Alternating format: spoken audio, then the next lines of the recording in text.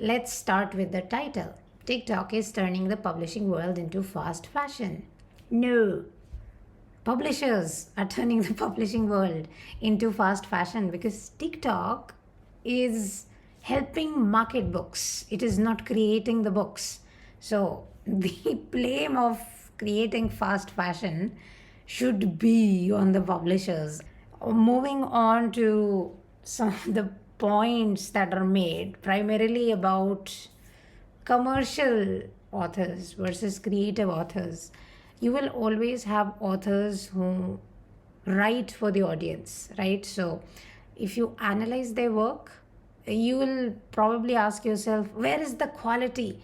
And yes, quality is very subjective. Yes, when we talk about literature, there is objectivity to that subjectivity as well, but then people enjoy reading their work. So influencers and publishers have kind of created a clout and money based system where it does seem like hype and, let's say, quantity is the only thing that matters, right? If the author has this priority, which is, I want to make money by selling my books, they're very clear this is what they want to do. Going by this option, working with the publishers by writing exactly what people want to read, that's smart. So you can't blame TikTok for that. That is completely on the authors and the publishers. Moving on to something like ridiculous, which is a publisher shouldn't be comfortable with having an author so openly take inspiration from a subject matter expert they are not intimately familiar with. So they are citing The Fourth Wing, okay? And that book has dragon riders. What dragon riding expert are you going to contact to get a subject matter kind of like, no. Fiction, like, how do you get subject matter experts on fiction categories like fantasy? Fourth Wing falls under fantasy, and the criticism they pick at is about Scottish and Irish Gaelic. Fair enough. When we talk about languages that are made specifically for books, you should be more cautious, I suppose. But then you're making up the language. If Dothraki from Game of Thrones, for example, sounds familiar to certain very real languages that exist, that doesn't really mean that Dothraki is that language. Like, it's called Dothraki. That's like the clue. So this is just, I think people just love to complain. Just like how I am complaining about this article that is complaining about popular books.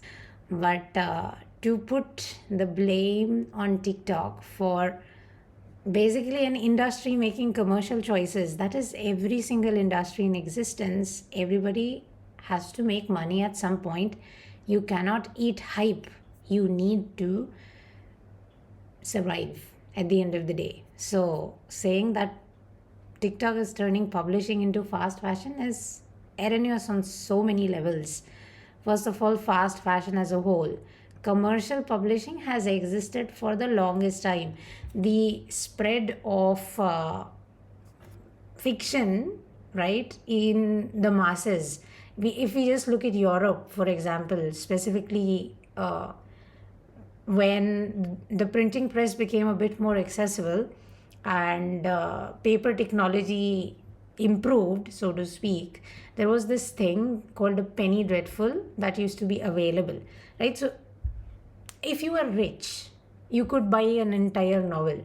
But if you're not rich, what you did was you relied on a penny dreadful. A penny dreadful would have like one chapter of a novel serialized. It would appear like the entire novel would appear as chapters in these penny dreadfuls. Penny dreadfuls used to have commercial fiction, like stuff that didn't really have like classic literature that critics would love. It used to have like what we call trashy fiction.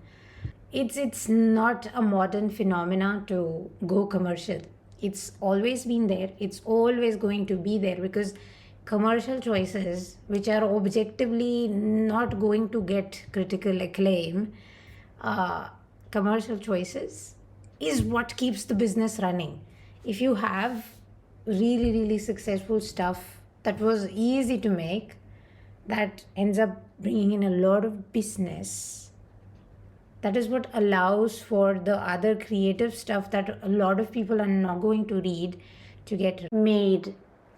So, read the article, see the video, and let me know your thoughts. Bye.